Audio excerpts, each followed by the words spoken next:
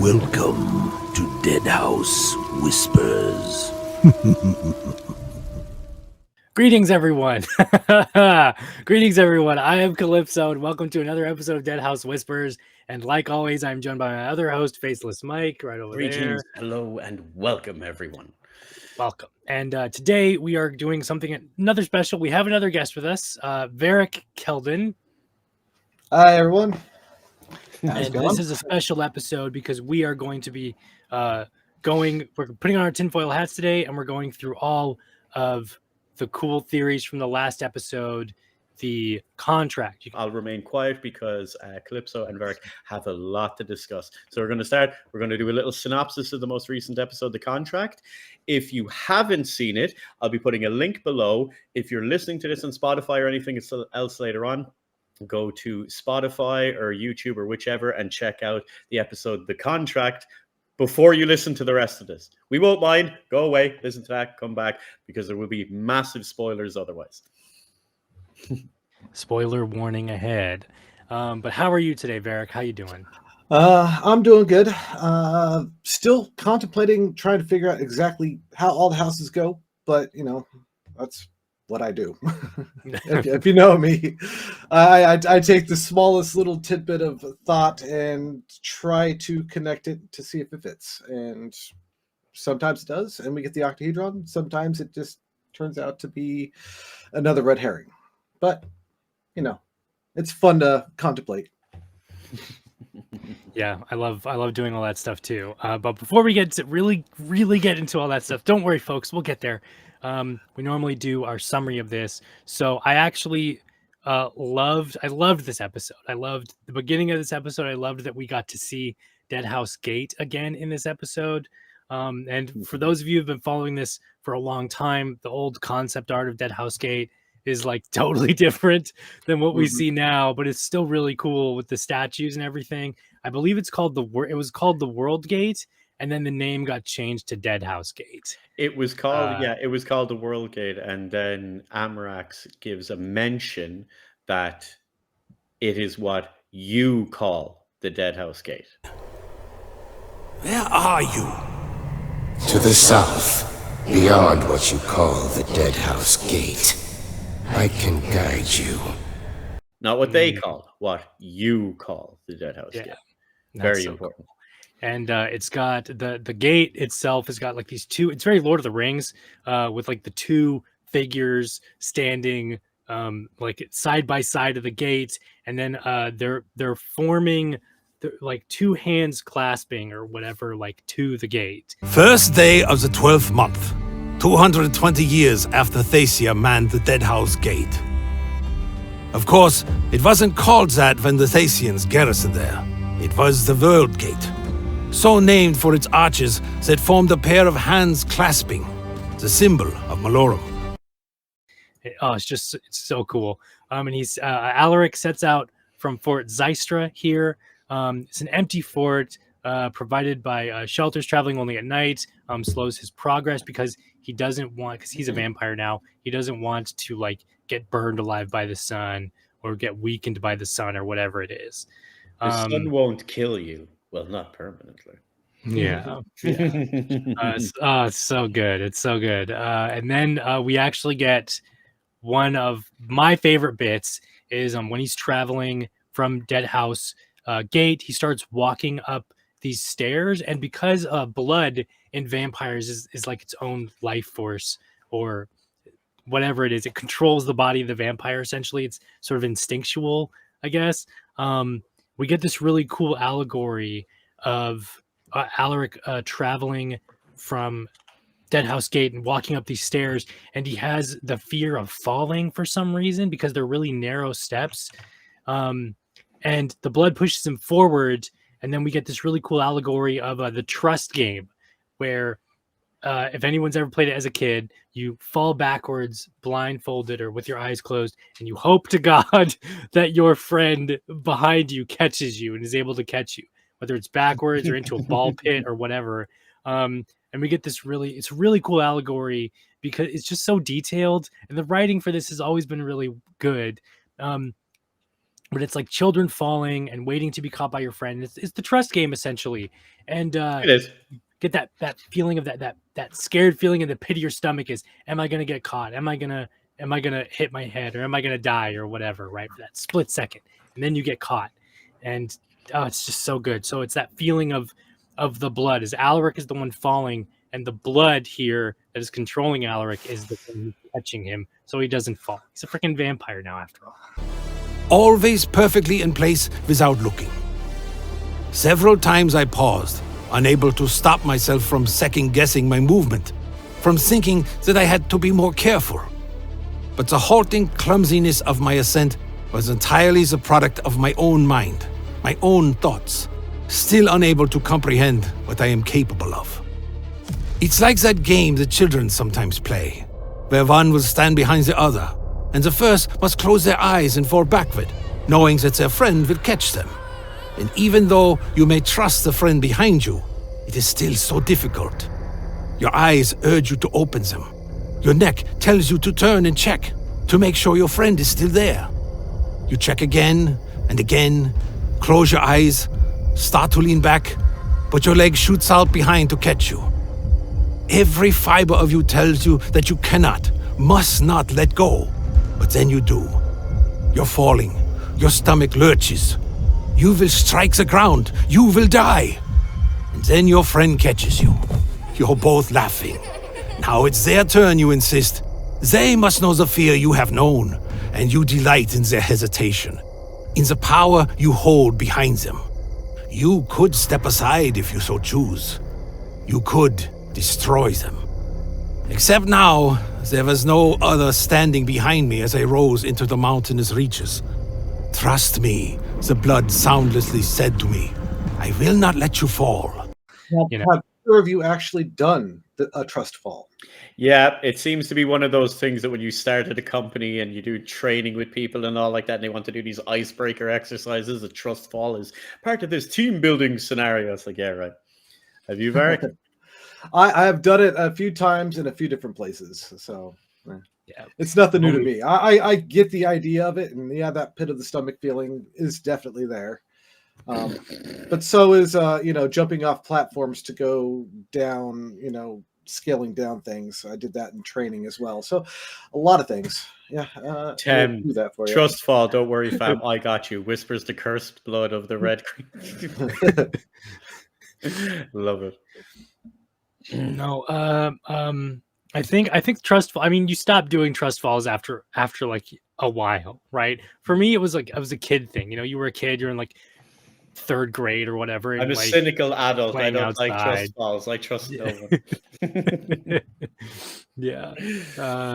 I think in a work environment, I mean, well, in theater, because my background's from theater and everything, we had to do trust falls all the freaking time. But I think in the general public space, it stops when you're a child. It stops after you grow up. You stop doing trust falls after the person doesn't catch you once. Yeah, exactly. There goes your trust. There after you go. You fell. Yep. Once it's broken, it cannot be mended. But yeah, so continue on. So you were giving us the synopsis. So yes, he does the trust fall thing with the blood, and he goes up the stairs, and then Alaric comes across a town under Mount Sterling. And this is another scene. It just gets good and good. Like as he's climbing up the mountain, the episode gets better as we go on. So Alaric comes across a town under Mount Sterling, and that town is Gelris. We'll get there in a second. So Mount Sterling is known, and it's called Mount Sterling for having its mines, a huge mine of just silver. It's where like, all you were the gonna mine silver apparently comes from. Yeah. This is where all that comes from, and basically, Mount Gelris is under Mount Sterling, so it's forever protected. Well, not under, in the shade of. Just in case anyone decides in the shade of, it's in the shade of. Yeah, in the shade of Mount Sterling is Gelris, and Gelris pays the dead to Deadhaus and some of the living, but as like sacrifices. It's a tithe. That'll be another pays discussion. the tithe. It's a tithe. All of their dead undamaged and a portion of their living. Could see appeared only as uninhabited wilderness. But farther south, I spied the peak of Mount Sterling, and nestled in its shadow, the faint flickers of so many torches. But this would mean this could not be. According to my study of Ustilian history, there was once a trade city at the base of Mount Sterling, the city of Gelras. But how could any city have survived south of the gate? Did the dead hold it? The dead do not keep Gelras. The voice of the Lich echoed from within my mind, startling me from my thoughts. How can this be? How did they manage to resist? Resist? Oh no, dear Alaric. There is no resisting death. Then they have allied themselves with Deadhaus? Allied? An alliance is held between equals. Gelras survives because they paid the tithe. And what is the nature of this tithe? They're dead, undamaged, and a portion of their living. They sacrifice themselves? But Yeah, why? so they can stay effectively out of the I've got Deadhaus. things for that. But Ooh, before we continue, go on, Varik. Do tell. okay, so That's the point of yes. all of this. Go. Let so loose. so names hold power in Deadhaus. That's been Correct. established multiple times. Well, true names, get. Yeah, okay, so if you limit who, say, praises El Sabaoth to make his name more powerful, and you stick them all in this one spot and you kill everybody else, and they all worship somebody else by a different name, or same person by a different name, are they really worshiping the same person in that aspect? They took the power away because they're dividing the name up, and they're not really praising the same person, so they're taking that power away from him. Interesting. I mean, you could put that in normal terms, but Yeah. I'm not sure how I would relate that to normal terms. But So just basically, that gel. So what up- you're saying it's is like starting up a fake alternate religion. So people Yeah. think they're worshiping this god, oh, but they're actually worshiping nothing. And Correct. that's diverting the flow of faith and power away from that god. That's my thought on that one as to why Very interesting. That's interesting. why would we corral just this small population over here and let them live? Is it because of the silver, or is it because we don't want all that to fade away and then a new religion to pop up to make him bigger?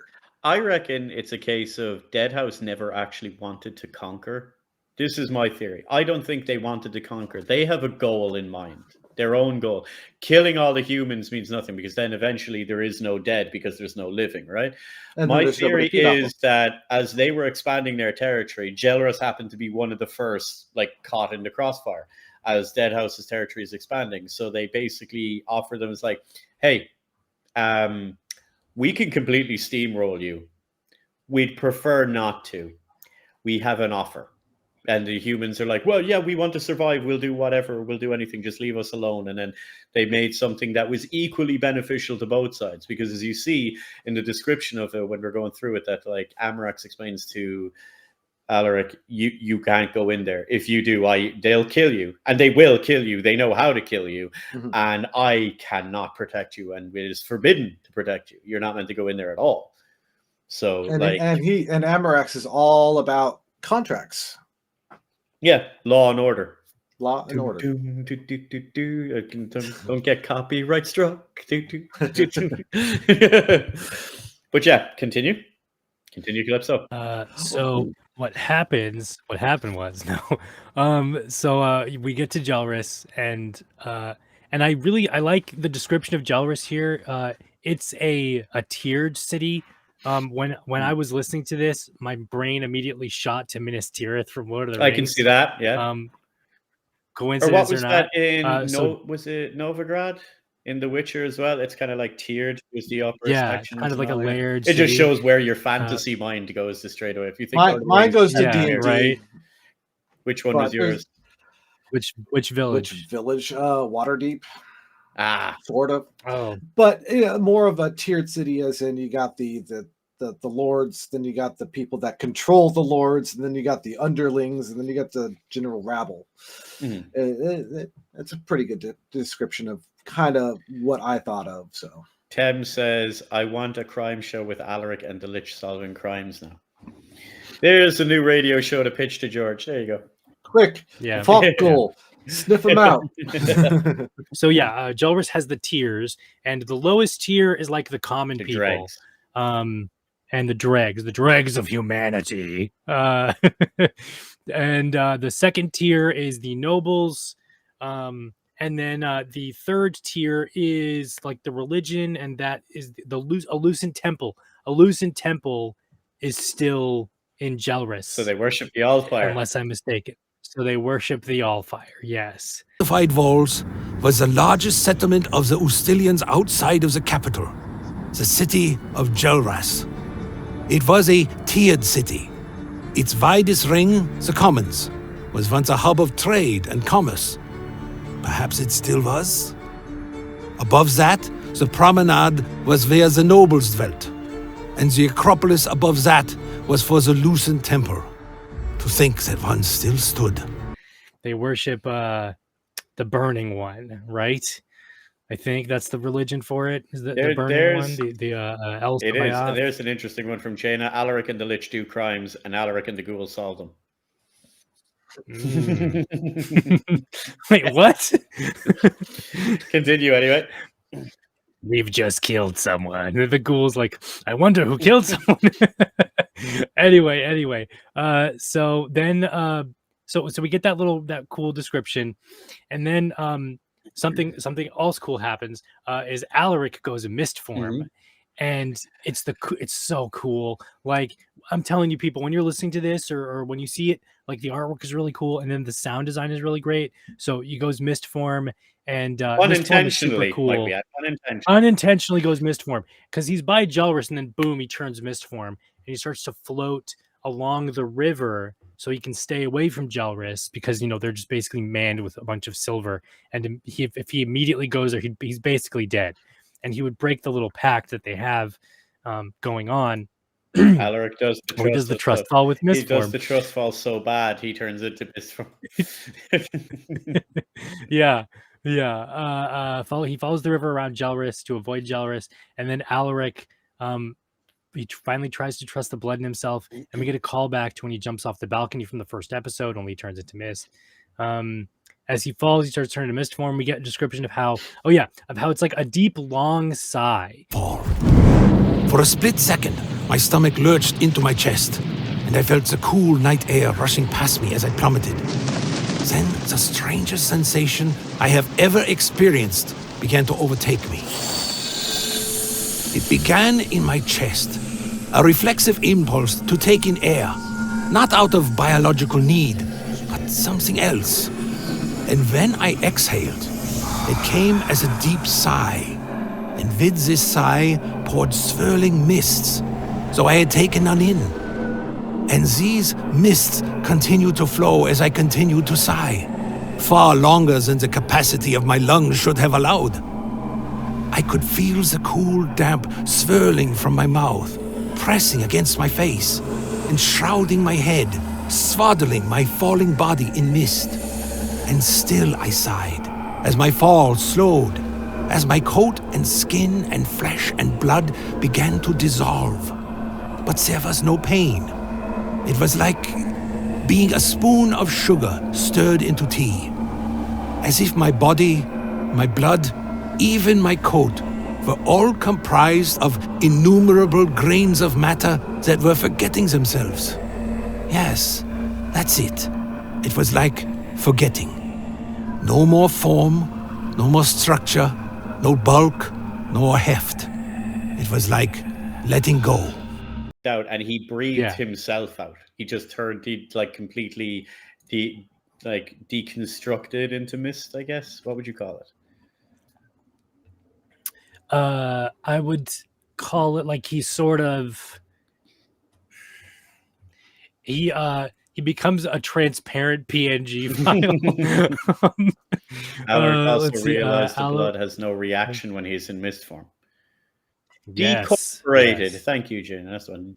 Yeah, there we go. Thanks. Yeah, decorporated. So that happened. He also didn't see himself in the river. He didn't see the mist reflection as well. Does mist have a reflection though? Normally, I don't think so. A good example of it, I think it's in the radio playlist. It's just my mind playing tricks me because I didn't take notes of this. Is that him as mist form?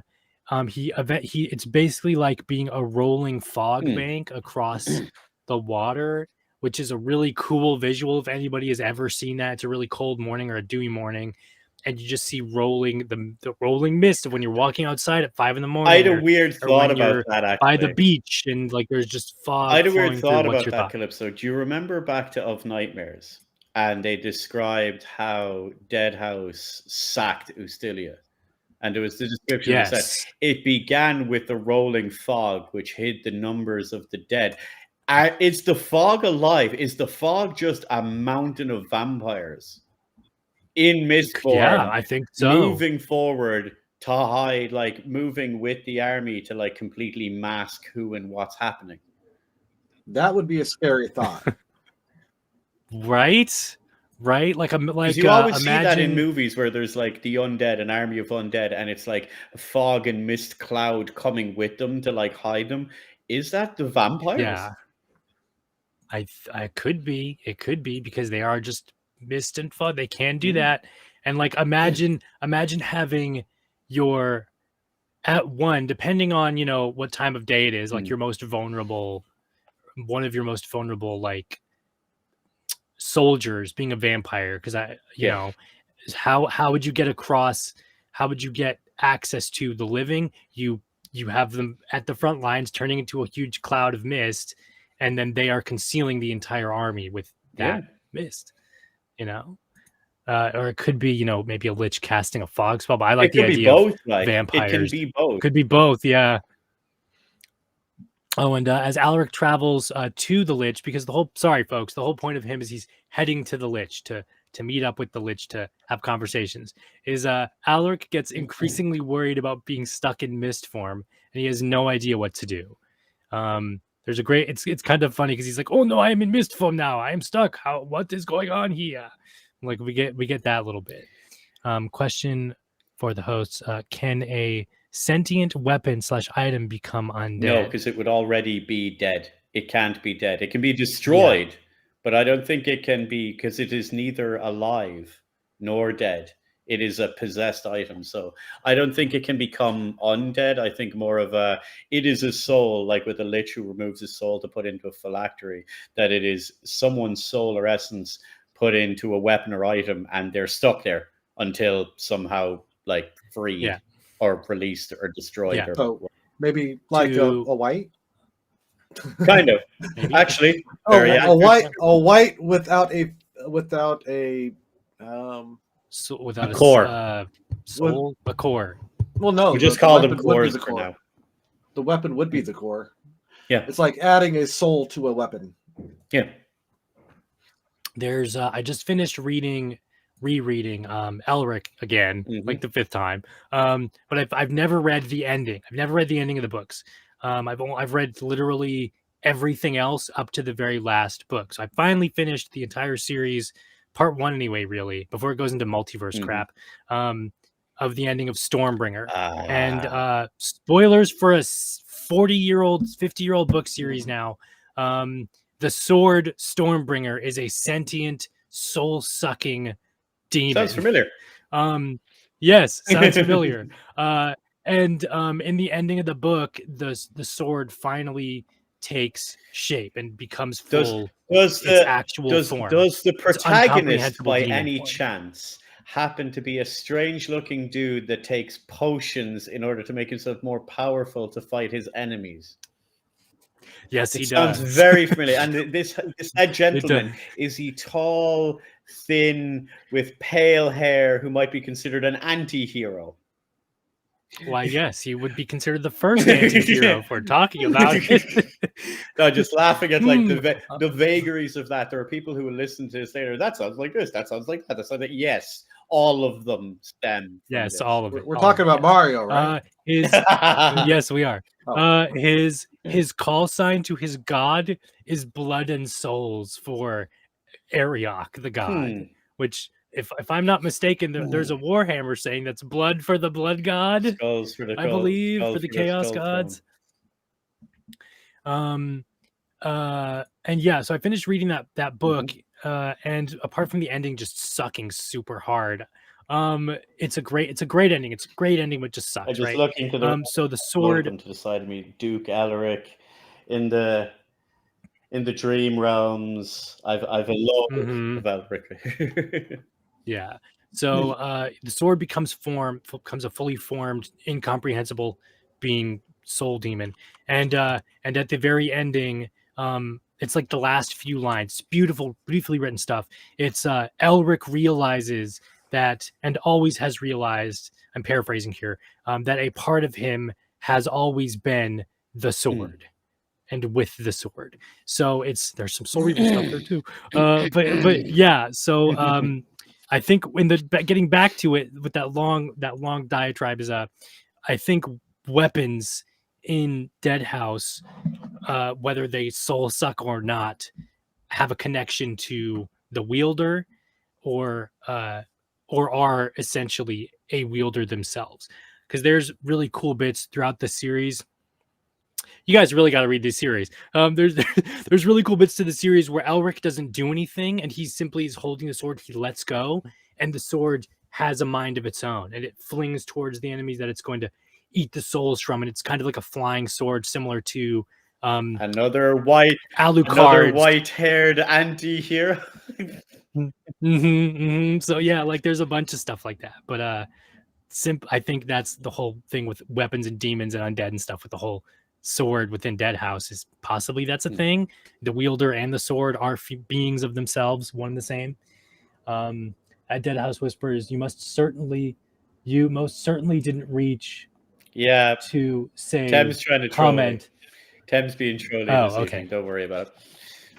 Okay. We'll deal with and then him this is a later. bit of a reach. Yeah. Getting back to the episode. Sorry about all that, chains guys. and the rack out for later on. Yeah. This is a bit of a reach on my part, and maybe it's a callback from Blood Omen. Is that it's before or after Vorador's meeting, and he talks about the Nemesis, and he talks about the kingdoms, and you get the lore dump from Blood Omen. Is as Cain, you immediately get mist form. I think after that or before that. You one get of it those. before. Before that. Before Okay. Vorador. Before Vorador. After time guy. Malik, right? Time. Oh, after Time Guy. That dude. During Thank that you. time, Words. the moment you get mist form, it's almost relaxing to me anyway, is you can turn to mist form, the music goes kind of quiet and everything, and then you can just walk across an incredibly long lake and you get to a secret area, but it's really relaxing, and it's just traveling there. So I'm probably reaching with Alaric. No. You know what's interesting about that one area you can reach across at the lake that's behind the moon door? There's a whole lot of pyramid and snake style references in that area. I'm just saying. Just saying. There's maybe a slight. Hold up, Varik. We'll get there. We'll get there.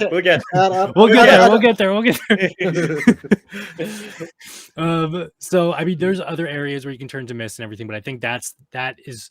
Am I the only one who had, when they were doing that, I didn't find it relaxing? I was under stress because I thought I'd run out of mana.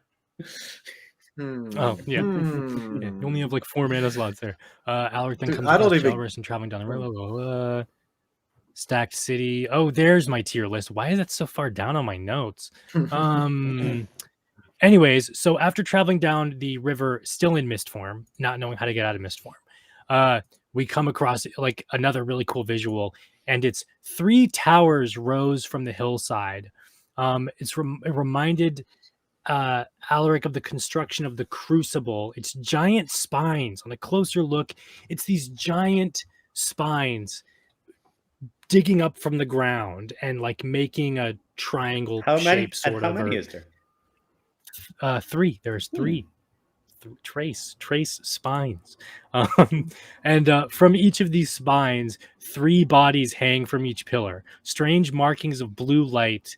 And as a will-o-wisp is tracing the paths of the carvings upon these bodies, and they're just sort of like Hellraiser hanging upside down, like carved body skin. It's really gross stuff, but it's so freaking cool. It's such a good visual. It's a crest of the hill through which the western river flowed.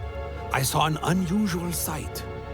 3 towers rose from the hillside, each arcing toward a center point so that their tips almost met. I was reminded of the construction of the crucible, but as I drifted closer, I saw their strange shapes, not towers at all, but columns, spinal columns. They were of greater width than 3 men could encircle with outstretched arms, and taller than 2 houses stacked together. Even closer, I saw their color, faded brown and gray splotches, so mostly white, as bones bleached by the sun. To each skeletal pillar, a dead man was bound by ropes, hanging upside down, legs together, arms spread apart, and the skin of these corpses was carved with intricately interlocking geometry. The roughly circular space within these pillars bore similar markings dug into the dirt, and these grooves ran carefully around an arrangement of occult devices beyond my learning. All of this macabre scene was lit by the bluish light of a will-o'-wisp that drifted slowly through the air as if tracing the paths that were carved into the ground below. Anyone else? It'd be just 2 towers. Felt like it could have been super obscure Lord of the Rings. Not, I reckon the Minas Tirith kind of reference, or with the tiered city, was a little Lord of the Rings. With the Jelrist was a Lord of the Rings reference. And then finally, Alaric meets the Lich. Dun dun dun. We went the Lich last week. And his decorated pillars. Mm-hmm. Yes, his decorated pillars. Yeah, so decorative, so cool, but dude. functional. And with the Lich, there's a really cool observation that Alaric makes, apart from him being "Help me, I'm stuck in the mist." Is he makes an observation that the Lich moves like a puppet, and it's like creepy, jerky movements of the Lich. Like, I have being a film nerd and coming from film school and everything else like that. There's a lot of Japanese horror films that kind of do the weird puppetry sort of movement, and how they do that is they shoot it in reverse. They did it in the Dracula 92 film as well with the vampire. That's actually done really well with Lucy coming down the stairs, and that's exactly what I was going to talk about. It looks wrong and weird because you can't quite figure out what's wrong, but something's wrong, and like you said, because it was filmed in reverse. Yes, that's interesting. They filmed it in reverse. Yeah, they do that with same thing with The Grudge and The Ring. They filmed all of those in reverse. So, and then they played it backwards, and it looks really freaking creepy and jerky and stuff. I propose the animation team for Deadhaus literally just do this. Animate the thing in reverse and then play it forward, and it will give them that would be puppetry. That would be very easy to movement do. So if you think about it, when you've got like an idle animation for a character, like let's say like you're talking Street Fighter, Mortal Kombat, they're like this, right? They're doing this kind of a scenario.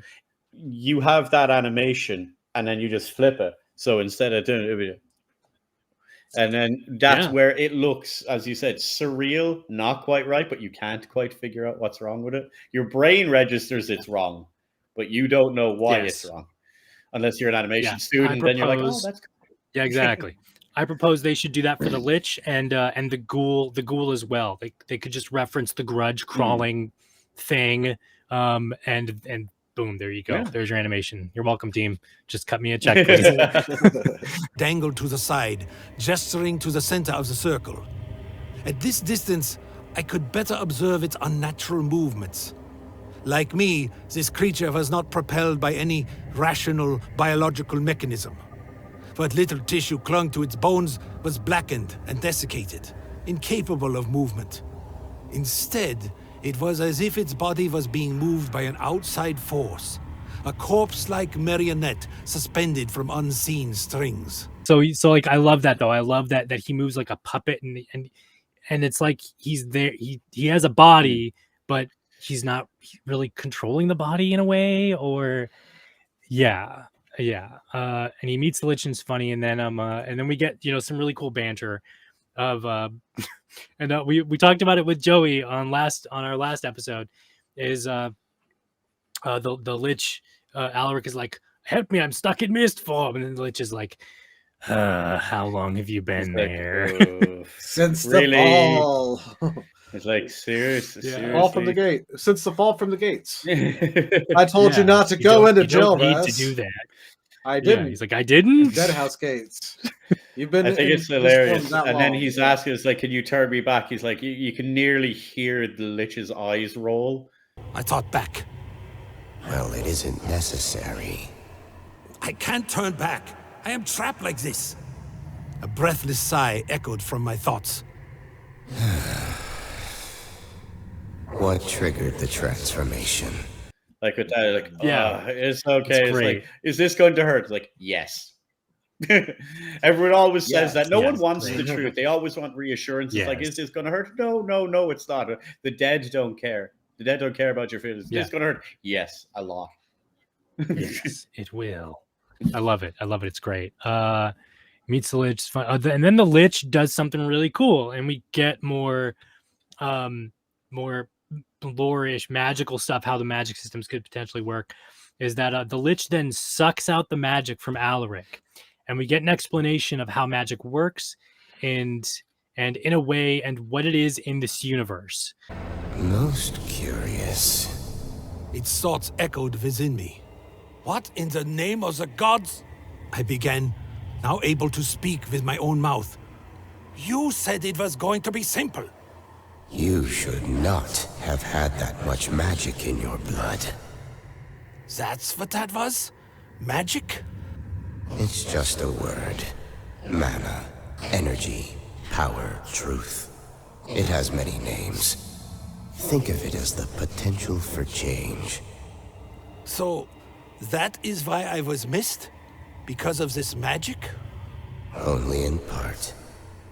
It's a kind of expression. If spells are words or phrases, then magic is the voice that speaks them. But I don't know any spells. No, but your blood does. And the longer you exist, the more you feed, the more it will remember. Yes, so That's cool. fantastic. So, And then so we get Alaric back in Alaric form. Hand yes, reefing. and he has his hand back. He Yeah. finally gets Oh, my it. hand is He back. finally gets it back. And his clothes are clean. Yes, dry That's clean important. only. Yeah, and his clothes are clean. And then we get an explanation of that. Mist is How vampires a reform healing themselves. form or a reforming themselves. Yeah. The Lich's name is Amarax. He is an Arch Lich or an Arc Lich from Deadhaus of Deadhaus. And we get the phylactery. Phylactery. We get the talk and explanation of what a lich is, and then we get on to the good stuff. Yes, we get into the good stuff. Is it Stuff that time? we're Is it time? the time where we're It's where we're time. here Yeah, for it's the time. talk. Okay, Varik, here we go. It is time where the greatest lore dump that we've had in quite a while from Deadhaus actually comes Very in much this so. episode, where the Lich explains the origin of the universe, the gods, and the houses. And here we are. We are. And I will tell you now that I was really confused when there was 8 planets and a 9th one was coming. And I'm sitting there like, okay, I get it, but I don't get it. Don't worry. In time, Kane. Time time, came okay. next time. I didn't write down the entire speech, the origin Don't of worry, the, don't of the worry. We could species run through it here. of So I've got thing, this here, right? but we'll run through it. And the Lich basically does his 3D presentation where he creates all this up on the Yeah. Here is my PowerPoint of yes, the his, world. his 3D PowerPoint, and he arranges the spheres, right? And these are not in exact order, but I'll go. So it goes from the outside to the inside, and we start with. He says the name of the. I can't remember the. I got all the names right there. We got Harris, which is the nameless god whose house is Prodigium, which is funny because he says it's clear in the night sky as a vampire, but it wasn't as a human. Where the rings around Horrorspect actually look like the horns of a ram. Thank you for coming to my presentation today. I'm talking about Deadhaus time. And then the next one we have is We have Caliber. It's Caliber is the planet. San Sasat Naraj Naraj, the is Sun Eater, Sasan whose Naraj. house is The Sun Thon. Eater is Thon. And then next we have Visenia or Visania, Islaris the Dreamer, and then whose house is the I think y'all might be familiar with them. No, just Next. just a little bit. Then we have this. I have it here, Navasol. Is what Novasol. it is. Novasol, and then we have Elsa Bayoth, the Allfather or the Allfire, whose house is Imperium. Whose house is BS, because if you play the Bloodbath demo, you know the minute they say that name, you just get knocked to the ground and wrecked. Yep. Lightning bolt. Yeah. OP, Bullshit. nerf Lightning bolt. incoming. Nerf incoming. Yay. Next one is Then we have Woro. the planet is Woro. It's Woro, Woro. but the planet is Anundor. Inundor, It and says it's here, Woro. Anundor. They are only Woro. Yeah, or everyone. No, we're Ooh. killing that. We're Who knows? killing that now, right? We got Joey on. We're killing that. It's Woro. They are only Woro. Woro. Next we have Laterum. We have Laterum, who is Ohm, the many-sided, whose house is Machinarum. And then we have Rowena. Rowena is the planet. There we go. We have Rowena. Alalmot. Alalmot. Okay, that one, Calypso, Alalmot. you're really going to have to learn to pronounce properly. It's Alalmot. You need to learn that. Alalmot. A-L-L, all. The Weaver. A-L, all. Yeah, Alalmot. There you go. The Weaver. Deadhaus. Just think Alalmot. Alalmot. Yeah. Right? Easiest way to do it, right? Whose house is Deadhaus? You might have heard of them. No, what's Anyone that? here What's that? Just a might bit. be a little familiar. Maybe they've, somewhat familiar. And then we have where's my notes? We have Malorum, the Twisted Mother, and then the Pillars, whose house is the Pillars. That is going to be this blew my interesting. mind.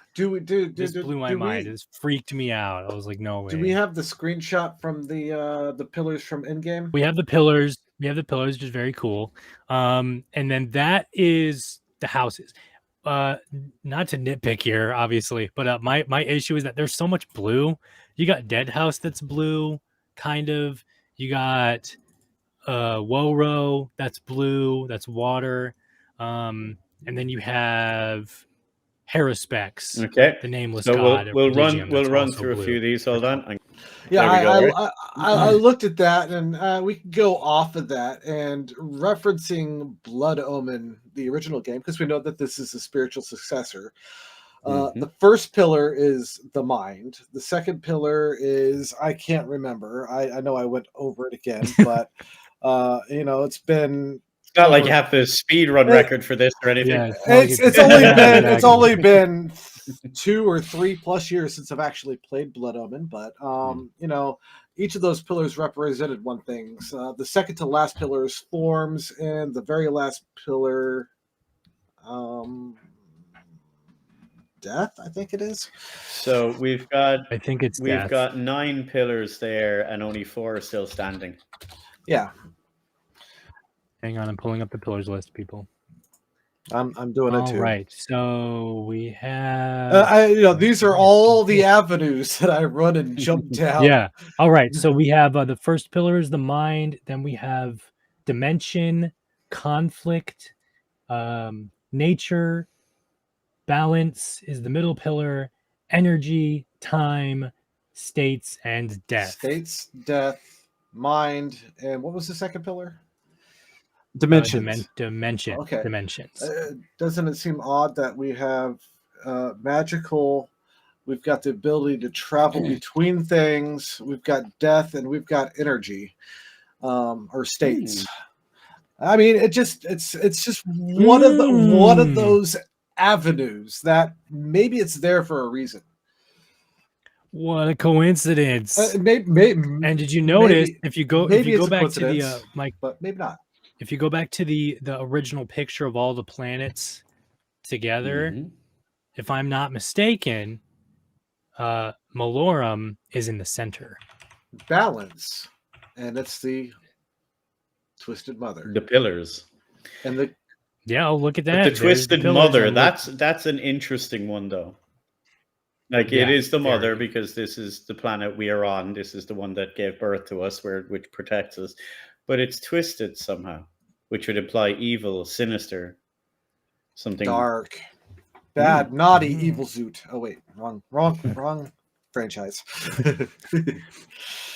And then we have there is a special ninth planet or Tlacoquet. ninth house. Tlaquex.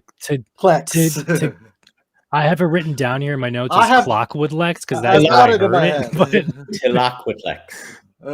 Tlaquequec. We got Joey to do it. I know Tlaquequec. it properly now. It's Yeah, we Tilaquitlex. did. know, Don't worry, I'll fix that They, too. I'll put that. they in both. will be along in time. Yes. And time came next the time. Shattered. It's the Mhm. Shattered whose house is the others. Yep. And they will arrive in time because in the beginning there was eternal darkness. Dum-dum-dum. Easter egg. Ooh, I've been replaying Eternal Darkness and trying to and doing I need to my own replay through conspiracy that, too. theories. It's such a Go good on, game. sound It's off, such go. a yeah. The gods there are I didn't write down the notes, but I'm just gonna go from memory. You have Chaturga, who is the red god, who is a giant worm. I believe it's like its form or whatever. Then you have Zalatoth, who is the green god. Oh, there's my notes. And then you have I don't remember what the blue god is, but it's something like Magmar or something. Mhm. And then you have secret god. You have a yellow god. You have a purple god, and then potentially others who do not show up in Eternal Darkness. But you only have the three. But there's hints of the others. The as others. well in that. The others. Oh wait, The what? ancients. The others. Oh yeah, Ulayoth. Ulayoth. Here we go. Here's the gods. Ulayoth, Zelatoth, Chaturga, and and Mantarok. You had Mantarok. And then those are the three gods for the powers that you get. And there's ruins associated with each of them. Oh, does it list it? No. No. And then you have the cool thing here is that there's ruins everywhere. I love the rune magic in Eternal Darkness because you have you have to combine your spells together to make a certain spell, and they all have a base of which god you're like summoning for that. So Chaturga is like health based, Zelatoth is your sanity meter, and then Ulayoth is your magic one, and those are your states. Don't know what the yellow god or the purple god is, whatever. But it's interesting. On the very last picture of Deadhaus and the Awakened, frickin' the Dreaming House lined up. You have your in Eternal Darkness. You have your each one resigned. So you have RGB, red, blue, green. Blue hurts red, red hurts green, and green hurts blue, and it's a continuous cycle of what does what. So with Deadhaus, we have Deadhaus fighting the Awakened. We have red and blue. They are literally the sworn enemies of each other. If we're going off Eternal Darkness lore, as well as this, and it literally lines up so perfectly. So perhaps Eternal Darkness. I just love the quote. It's such a beautiful quote at the end of it. It's like Dreams do not die, and death does not dream. And so the house of each must meet in war. And then we get the chime instead of the bell. I missed the bell. Now is where we let Varik completely off the leash, and we're going No, to go we Now, don't need to Varik- go completely off Varik- the leash. Explain. I'm about to put up the next slide. Explain. Explain. Oh boy. So this is me jumping way off into the This deep is your end. TED talk to the Octahedron with Varik Eldon. Go for it. If you look back behind me on my screen, this is a very old picture. And this is a zoom in of said picture. And when we were first discussing and trying to figure out the Octahedron, back when I was doing those forum posts and whatnot, this is not really one of those things we looked at, though we did, trying to figure out what the little symbol in the middle Yeah, is. we were trying to figure out for ages, and it's like Like, okay, we were this like, is the how- city of the how dead. did- What the heck does that mean? What is the symbol above the door? And I know I spent hours upon hours looking up three-dimensional 9-pointed stars and so on. Like, how does it all work? And this is just kind of me going off on things. And I'm going to shout out to Elv1 on the whole horospecs and reader of guts on the left. We'll start with the statue. And this is me going off on the deep end again. And I see that, this guy's got guts. Swim. We got the guts here that he's holding in his hand, and on the right side we got this guy splitting himself in the middle, straight down the middle, and then we got the crying lady, which I always thought was somebody mourning or whatever, and I'm like, okay, well let's tweak that a little bit. We got Sasa Naraj, who's a Sun Eater. We got the the midi-sided, who is evenly divided. And then we got Horospecs, the gut reader, and he's holding guts. I'm like, so those are those three. And we got the symbol there. So that's how I did that. And then I'm trying to figure out, okay, how do I do the other ones? And that's how I came up with this. And we have a 9th house. And I put the black and white circles out to the sides because it kind of overlaps there in the middle. Yeah. And I'm just like, okay, well, if there's no, and I did the future and the past thing there, and I'm probably completely wrong because Seven Sun says there is no future, past, or present. There just is, but it was, my best thought of what I could do at that time, and it's like, also. We get the leper stating that time is a dream and I'm a dream of time. And that's where I came up with Islarith being, or blue being Auroru or Waru as being time itself. But, this is just one of those theories that I ran off on. Is it right? Is it wrong? I don't know. Probably not, but that's the fun of the discussion, though. That is the trying to figure fun of the discussion. But yeah, that's. And then when I've only aside from what you saw there, I only showed that picture to Dennis and Mike. I'm like, I think I got it, mic drop, and I'm done for now. Yeah. But he went that deep on it. He had this. Yes. Trying to layer out that each trinary, in what way they function. So each point would be a different thing. So I'll give you an example. So the way he's layered out, Varik even started confusing himself because this starts getting into complex geometry. So if each face is a house, you would take, for example, this side there could represent, let's say, Deadhaus, because you've got the point of red, the point of blue, and the point of green. So that's one side, and then another side of a 3D geometric shape where each look at each surface would represent a house, except obviously for Malorum, who would be, as I said, the unseen center. Which is where that starts to get really, really complicated in what way it works out, because this is overlaying different parts of, as I said, the trinary, which is where each of the character classes fall, which I know a lot of the guys get confused in the Discord because you trip themselves up on the trinary, because the trinary, just think you've got a pyramid. That's your trinary, right? And then the octahedron is made up of how many? 8 pyramids. With a center in the middle. So it's a pyramid, a 4-sided pyramid on top, 4-sided pyramid on the bottom, and the 9th house is what would be in the middle, which is, as our theory is, Malorum, the pillars.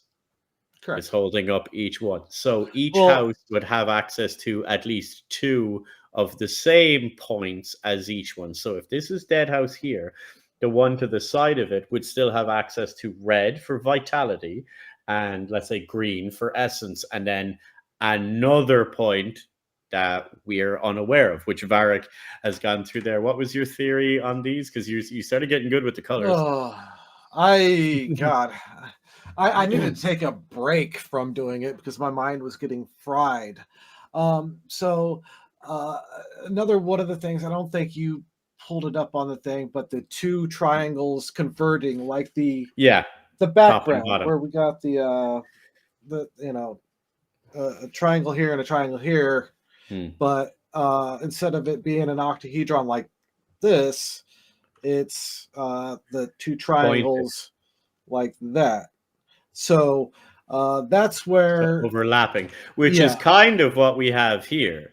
If you look at this, it's like triangles. Like here, you've got a 1, and here, you have them all layered over instead of what would be a 3D geometric shape. This is it represented in 2D.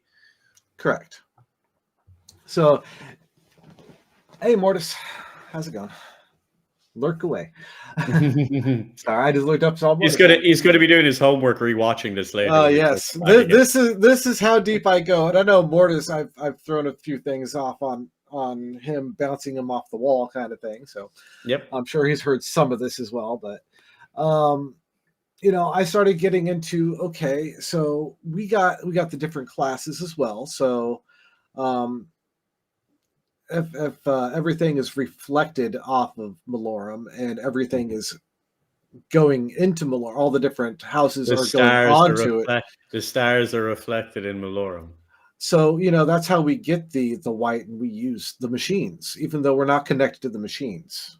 We use the blood of Islareth. I'm assuming that's where the blood comes from. We stole it. So it's not given freely. It's stolen. We took it for somebody. Mm-hmm. And the eye is bleeding and they have the blood. So we stole the blood. We're using the words as truth against the demons, who I assume lie. Would make sense. El Sabaoth, I'm assuming, as I said, was green, and the spirit, we see that, that's where I'm going with that one. It just kind of all connected to me somehow that way. I'm curious of other people's thoughts, because as I said, I've only tossed this to you and Dennis. Yeah. So that's why I wanted to bring you on. This is why I wanted to bring you on here, sir. The floor is yours. You can give a TLDR as well now, because I understand exactly what you're saying. I'm fairly certain Calypso's keeping up. Are you? Calypso's like, no, I'm lost. Yeah, a little bit. No. Okay. I'm keeping up. The next thing I'm keeping up, but I'm also coming up with my own theories. The next thing I was going to say is, for those that can't, Varik can give like a TLDR, like intro basics for people to start looking into this stuff. Yeah, Varik, you should make a. Have you done a YouTube already, Varik? I have a YouTube, and I want to do a video, but again, it's not complete, and I can't. I don't feel like I. That's kind of it, dude. That's why I can't. Come back a year or two later. Come back the Octahedron revisited. Exactly. Yeah. Exactly. Another interesting thing, and this is after I put all that together. If you go on to the World Anvil website, we used that very much recently. And you go to the archetype system, trinary archetype system, material, metal, stone, flesh, and bone. That which is material is born from the physical world of Malorum itself. Well, so I have a theory. So the physical is literally, at least according to that, Malorum.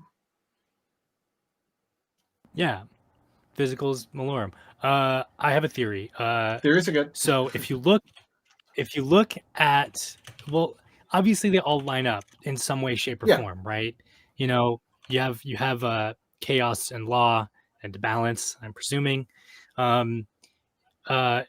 So the way it is the way this clicked in my brain, maybe, possibly, don't know. Again, is look at Deadhaus's symbol, like their planetary symbol, right? And it's like an alchemical scale or a planet scale or something.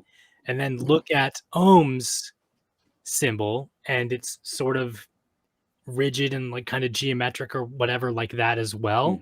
So they could, in a way, line up and meet each other on that triangle.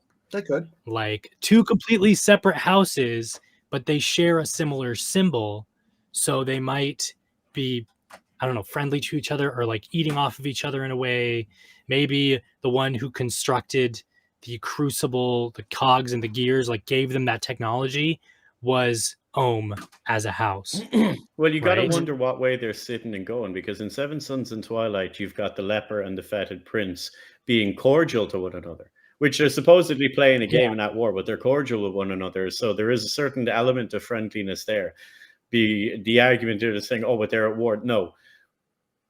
The fetid prince and the burning one were at war. There was no pleasantries. There was no nothing. It was literally, I am sacking this city. I am burning your empire. And I am completely destroying you. And Varik, didn't you mention earlier you wanted to bring up like his blade, for example? Yeah. When you talk about houses overlapping and stuff? Yeah, the blade. Okay, so if we go back to Seven Sons and Twilight again, let's see. The fetid prince sends the White Knight south, so he's got some power or ability to manipulate the White Knight, or at least direct direction at which he's going to, or fight. At least just being aware of what is happening. To fight the Crimson Sign. To fight the Crimson Sign, which is Dreamhouse. Yeah. And then Dreamhouse stains them black. And then Fetid Prince raises them from Deadhaus.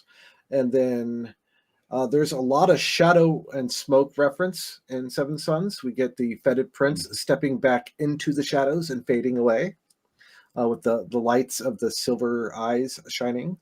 We get the Kiva, wisps of smoke flowing like as in water. Waro, maybe. I don't know. Just a thought. Many little things.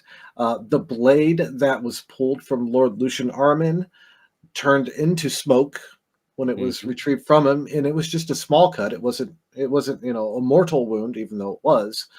So, there's a lot of different little things at play, and that led me to think that Deadhaus was aligned with Sasana Raj, because Sasana Raj is, the dark sphere, and just kind of made sense on that in that aspect. So that makes me think that even though we're red, blue, green, I think that. There could be other overlapping houses. Yeah, there totally could be other overlapping or houses. At least think about it. This goes back, this goes back to Eternal Darkness. Maybe in Eternal Darkness, you don't get to see who the yellow god or the purple god is, but their symbols are there. Sasana Raj's color palette is purple. The Om is yellow, essentially, or gold, perhaps. So that maybe because they all feed off of each other, they are all in alignment in some way, and Om and Sasana Raj could be helping Deadhaus. They could be. Maybe. Could be. And it would make sense. Because they got it, because going back to the red, blue, green is blue and red are mortal enemies of each other. Deadhaus is blue, they're red. And then when you combine blue and red together, you get purple as a color, right? Yep. Am I reaching a little bit too hard? No, that's exactly how I came up with the octahedron. Okay.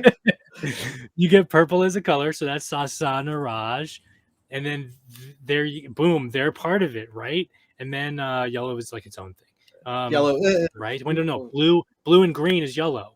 Blue and green is yellow. Like boom, you had your theories right there, Varik, where you had like, okay, so we've got red for vitality, we have blue for magic, we have green for essence, and you reckoned you had the other colors. That's on the other sheet. I don't have that to hand. Sorry.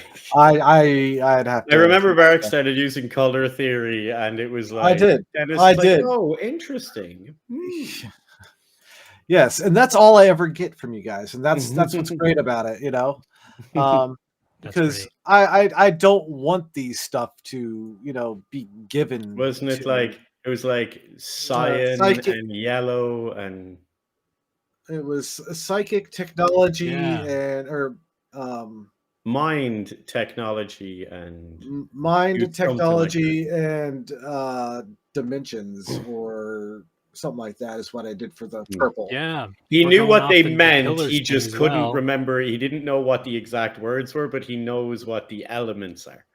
Yeah. Because there's always arguments of does it Yeah. mean this, like technology or science or whatever. And I know and then we got I Machinarum.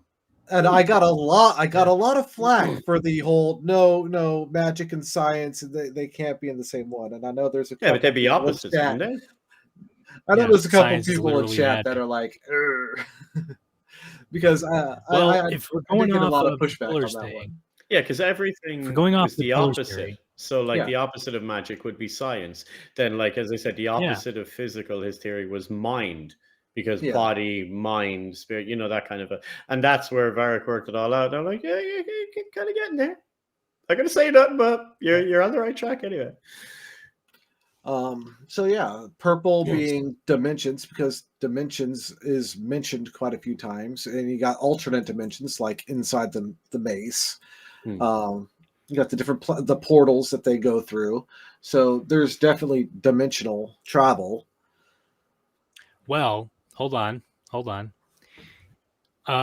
If we're going off of dimensions, maybe Sasana Raj is a snake swirling in on itself, right? Kind of like an Ouroboros. The only thing it's not doing is eating its own Hold tail. on, I'll get you here with that. We've got, if we go back for each one. There. So Sasana Raj is a snake that is swirling in and sort of traveling up like that, right? We see that. I propose maybe that it's a sort of, I don't want to say balance because that's Malorum. But if we're going off of the color scheme, then it could be conflict, maybe, to throw this back to Soul Reaver.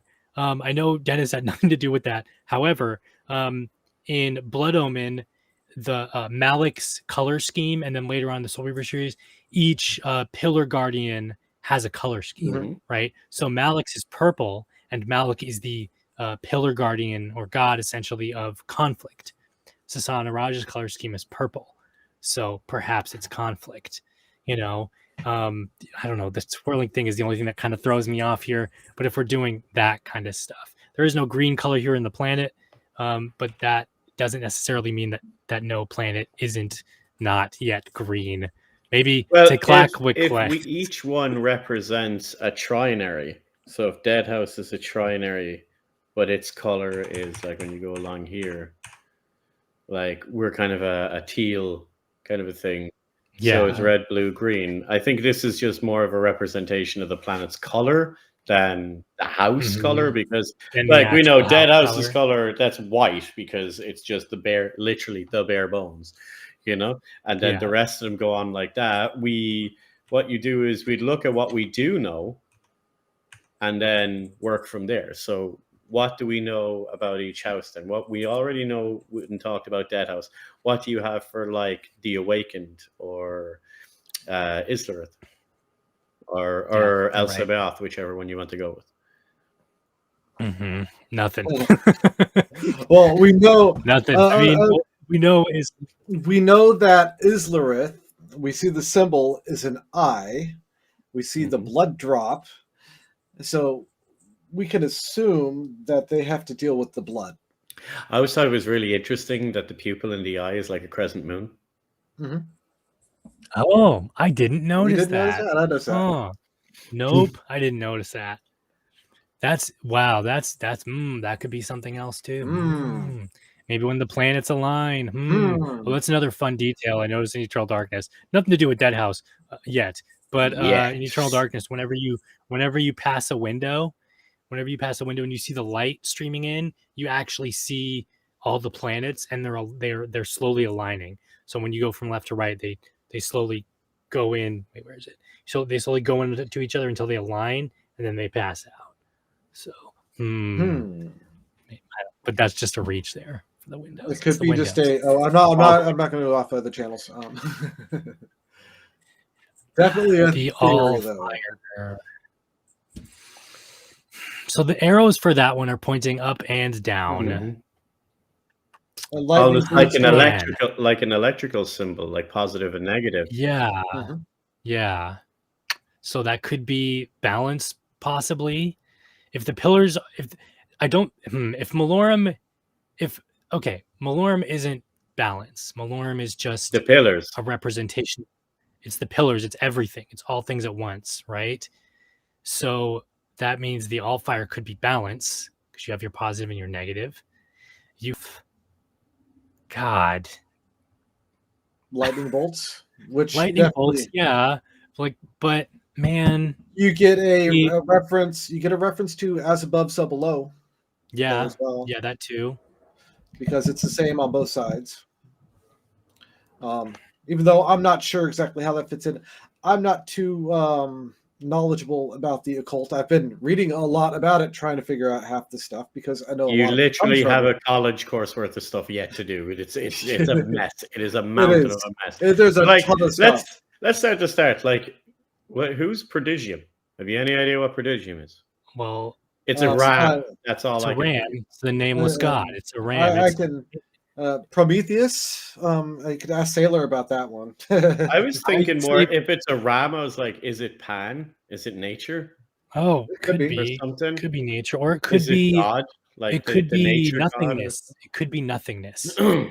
You know, it could be pure chaos, just pure chaos.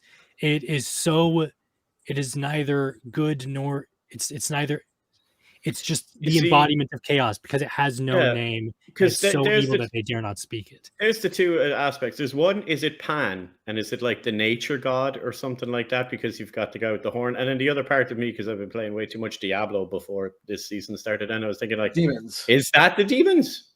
Yeah, Because maybe. weren't they blue? If I remember way back when, there's pictures. Weren't the demons blue, Varik?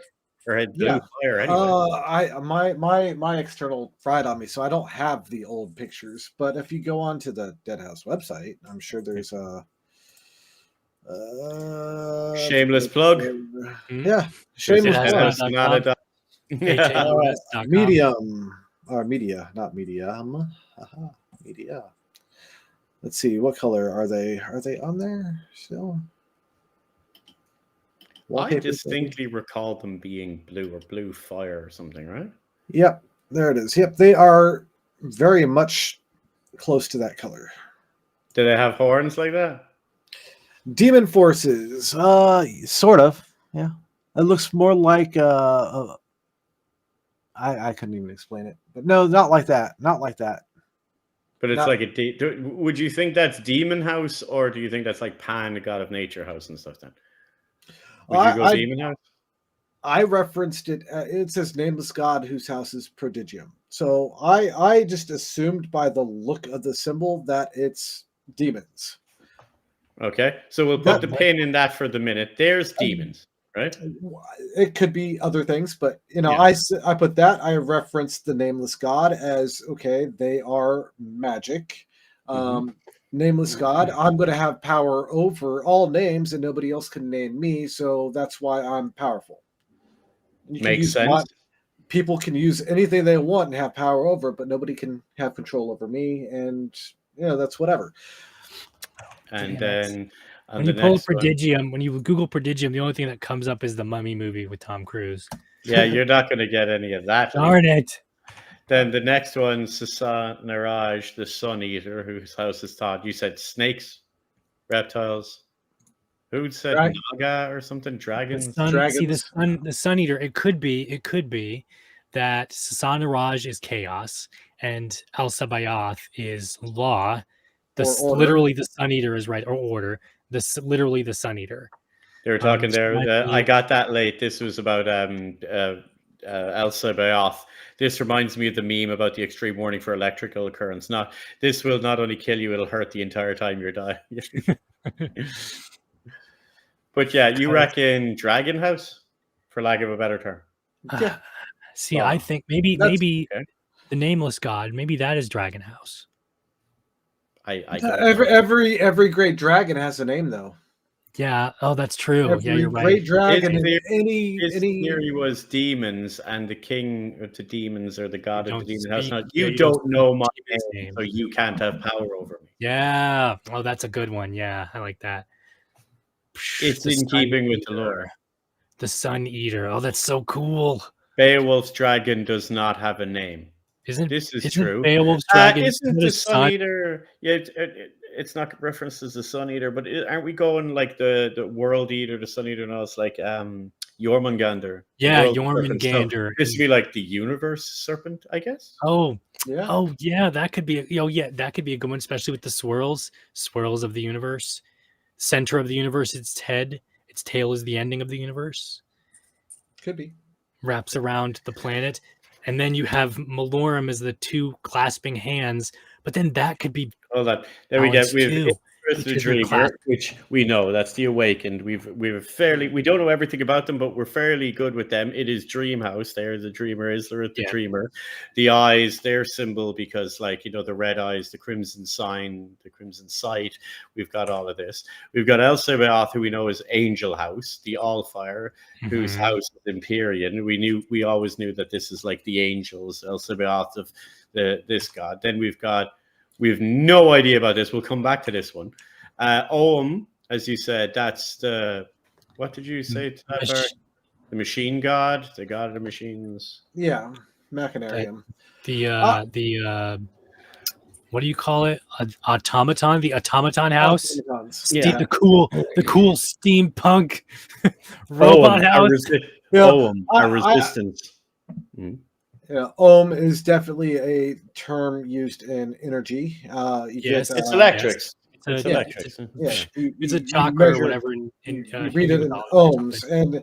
and that's clearly a direct reference to blood yeah. ohm, because the energy. What was his name? Yeah. Her name? Oh my gosh. I know can't the think name. of It names starts right with an now. A. There's how blah. Let me just look up the stupid pillars again. I know, I should be the expert on all this, but my mind is so full of different I'm surprised things I don't know them by heart, having played those games 1 million times. Energy. God. Dejoule. The Joule, yes. Because that's another measurement of Because a energy. joule and is another joules are measurement of ohms. energy, yeah. So energy, that's definitely a reference to energy. Energy comes from, at least a portion of energy comes from But there. the Joule was the pillar god, the Of god energy. states. In- States. No. Energy. Oh wait, no, you're right. States was in the cathedral. Azimuth. Azimuth was dimensions. Azimuth was dimensions. So who was states? Hold on. States That was States was Bane. Bane. Bane was states. Okay, nature. Bane, the bane of all speedruns, because he's so freaking random, and I've glitched Dude, out oh on my him god. so many Yeah, times. Bane is a terrible boss fight. I mean, a good boss fight, but a terrible boss fight. Pillar Guardians. Circle of 9. Oh, it's such a cool Jaina says ohm is resistance. Calypso, Yeah. the circle of 9. Yes. 9. And there is 9 planets. Well, 9 but houses. 9 houses. Or they said And- 6 gods, 9 houses. Yes, 6 gods, 9 houses. Ohm is the which measurement means- for electrical resistance, so maybe the resistance against its power allows for the movement. Possibly. As the same way as we had Joule. Yeah. So when we have that, then we are aware of Deadhaus. Here we We're go. familiar with this one. And then, as you said, Malorum, the Twisted Now- Mother. It's the now, glass. I don't like to reference anything past Blood Omen to be considered canon for the Oh, 'cause Legacy canon. Because it's not right now. Right now, Oh. it's not. That's Shifter. Yeah, that's shit. That's Shifter. So But- I have the Guardians. But I do take the bit of the whole swirl at the end there, death and rebirth. If you think about that one, 100%. That is- Yeah. that But is isn't that also the Ouroboros and the snake? They're both Yeah, it the same is. It symbols is. of life, Yeah. death, So- and rebirth. So could all of these planets just be a different representation of death and their 3 phases, death and rebirth? You got death and continuation. You got Well, death it could and be ash. that some don't. No. simply because dreamers do not die, and we're against the them. dead do not dream, And we're and the dead against do them. not dream, and we are against them. So they But we were cannot also be- against the burning one at one point. yeah, 'Cause it but they fettered can't Prince went and be. fought They it. Because can't be a they want to personification of- destroy us. They can't be another version of Malorum, for lack of a better. Oh, I believe Example? there is, because it is definitely mentioned a few times, even when Amarax goes on about the eternal darkness and worlds. He states that there are multiple worlds, a multiverse. Yeah, It's there's even multiple mentioned in the, universes and pocket universes, so it could be that it could be that so in the beginning, we fought the burning one, right? The fetid prince killed the burning one. Why did he do that? Because everything needs a cycle of death. And I'm assuming here, that if you were worshiping Al Sabaoth, you do not essentially die, and you are reborn. So you have to stop. No, but that they must cycle. have died, because remember they burned them in the Allfire? Well, no, they burned them in the Alpha. But think about it. Like you worship this sun god essentially, and when you Yes. die, you don't become undead or anything else like that. You get burned, and your ashes are there, but instead of dying, you get reborn as X, Y, or Z, whatever product they decide to put your ashes in. If you're the common man, then you get turned into mortar and everything else like that for the people. You're living on. You are still alive as that thing. That If you're is a holy bringing. That man- is putting that on. Meanwhile, the Allfire is keeping the souls, and the dead are Yes. angry that the souls are not going back to the wheel, so to speak. Yes, yes. The magic. So that is to the why universe. that is why we fought the burning one in the first place, and why All right. Deadhaus wiped them all out essentially, or tried to. I find it funny we're Right. discussing the pillars while I'm checking on things in the background here. I noticed that Yeah. in the Deadhaus Discord they're actually discussing the pillars as well. Oh, that's Nice. great. Isn't it funny? It's like, We it's have thinking up. and we have to fight the awakened, because they do not die, and they and the dead do not dream, and they are just mortal enemies. So everything has to die. Whether you get reborn or not is up to, I'm assuming, the sorry, brain wipe, the twisted mother rebirthing you from the pillars, perhaps. Why is it the twisted mother though? That's what I keep trying to figure out. I don't know, because Why is it birth, twisted? death- What is twisted? birth, death, and All- rebirth. What's twisted is all The the cycle other of power. life. No, all the other powers trying to gain control of Malorum. They're all reflected off of Malorum. Mhm. So we're a twist of everything that's on Malorum is twisted.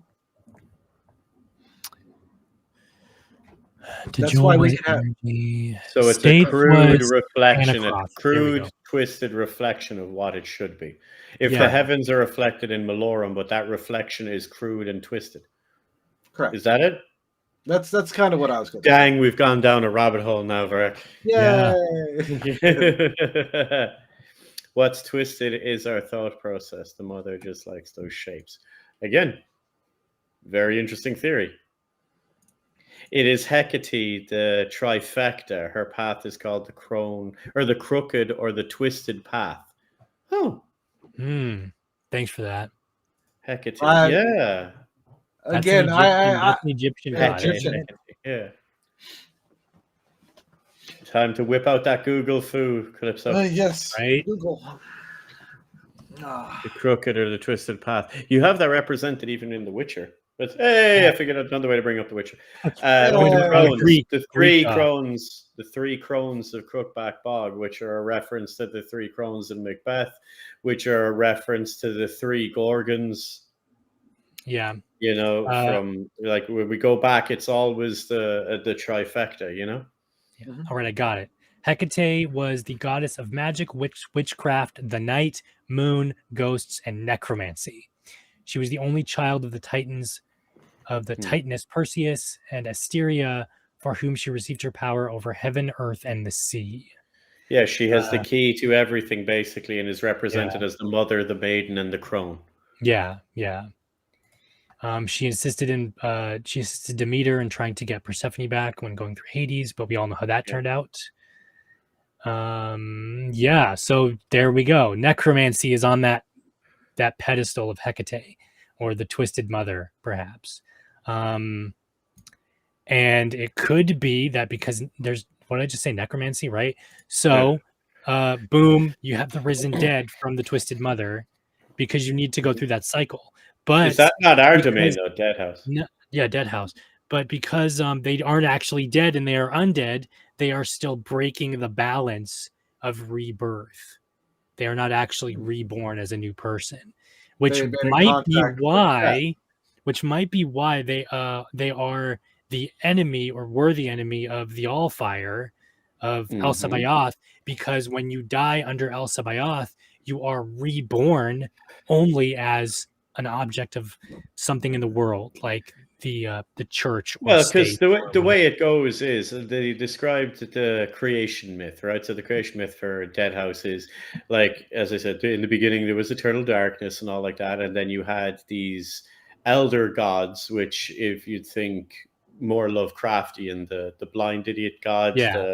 you know, these eldritch deities wandering around in the darkness, and they were singing to one another as a way to lure each other in closer so that they could be devoured or consumed and destroyed and all like that. They were playing Snake.io, and now there's 8 left. With music, Okay? right? And they kept singing louder and louder to one another through the void, and their chorus gained such power that it erupted in an explosion of creation, creating the universe and time and space. Yeah. They didn't like this and all kind of weaseled away off into their own little pocket dimensions, where they were lived eternally as prisoner kings within their own dimensions. And then, as Amarax described it, is then they whisper through the ethereal planes to our universe, and with people who are sensitive enough to hear, that they can be influenced by the whispers of these gods, and then they would follow these gods. They would encourage others to follow these gods, and then if these people whose minds are aligned in greater number, they too can sing, and that singing will not only give power to their particular eldritch deity, it will help them return to this universe. With that explained by Amarax, that means that, like, on Malorum is all we have, for example, because Lord knows what the hell is on all the other planets. But on Malorum right now is our war, where you have each one of these gods fighting for the limited amount of people to be able to worship them. So if you take faith and worship as like a fuel, a resource, each god is fighting for that resource to gain enough power to be able to cause more influence. So the El Sabaoth obviously clearly won at the beginning, because everyone worshipped the Allfire. It was the main religion of everything like that. And somewhere along the line, the Awakened and Deadhaus interfered with this. And the humans were fighting Deadhaus, thinking, oh, they are the threat. And it turned out that it was actually the Awakened, or the Crimson Sign, that were the genuine threat, the serious threat, you know? So And you've got all these ones. So what other of these houses are fighting in their own ways that we're completely unaware of yet? Well, what's also interesting is Amarax stated that the other houses have already had their war, and now it's time for our war. Yes. But again, So, what does that mean? What does that look like? What's the fallout of that? Is there more? What's the fallout of that? Things like the portals and Oscar Rocks and the Crucible and the dead city that he found after fleeing from the Awakened, that were under when he was trying to escape. Other civilizations. Yeah, you know, the prehistory, 10,000 years before Deadhaus, when Wormius and the High Council for Anumat. You know, I'm still going to be one of those people that are going to go search for that black book. I'm literally going to go look for pages. And I'm confident if anyone could find it, it'll be you. And I will be the very first vampire lich, because enough pages.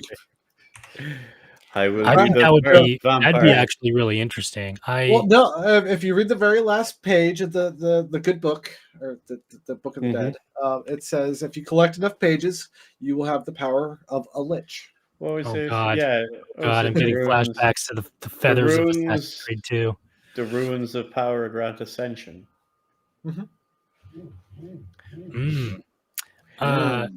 So, final thoughts before we wrap it up, because otherwise we're going to run down this wormhole. Yeah, for we're going to another keep week. going. So, final thoughts, Varik? Final thoughts? I still have no clue exactly how that houses work, but I threw out some ideas to make people think.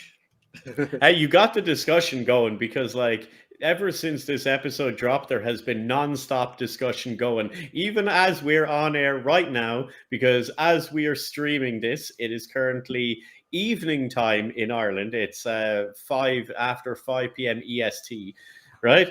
And on a Sunday, the 4th of February, and people are still actively in the Deadhaus Discord debating the meaning of these houses and all like that, while not the three main, but three of the bigger lore nerds are sitting here streaming, talking about it.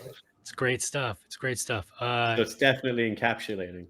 Final thoughts / reach bit for me is the ninth house that is coming within time is Teclacqualex or whatever. Teclacqualex. Yeah, that. Yes. This I could be reaching here, but I think the name comes from a Edgar Allan Poe and Lovecraft quote thing. There is in Call of Cthulhu and other stories, the phrase Tekalili is uttered as a cry, as like a chant, sort of. Besides, yeah, Cthulhu Fatagan or whatever. That's a scream that the old gods shout, and whoever hears that cry from one of the old gods, Tekalili, then they immediately go insane, and it sort of just evaporates your brain or whatever. Right? Don't you go insane if you see Cthulhu too? I mean, yeah, he's the god of madness. Every eldritch creature will drive you insane, but Cthulhu is the OG. If you look at me for 5 seconds or whatever, you're gonna go crazy no matter what. But wouldn't that be Islarith? Possibly. Would make sense. The god of dreams would also be the god of madness, unless there's another god of the mind. I know. Yeah. I posted it in the Discord, but like a close up of the picture of the Islarith planet, and it kind of looks like they intentionally put almost the weird smile. The smile face, yeah. The smile. And you need to pay attention to the Discord more often. I do need to get on the Discord more.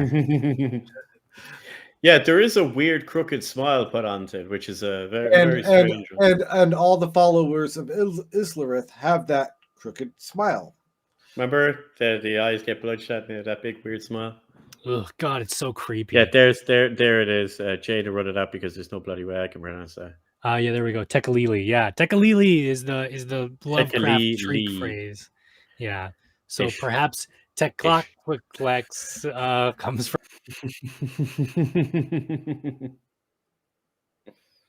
You killed your audio again, did you? We nearly got through an episode without tech Almost. issues. So close. So close. Almost got to an episode without tech issues, but that's the way of it, isn't it, really? Don't worry, everyone. It's okay. It'll be fine.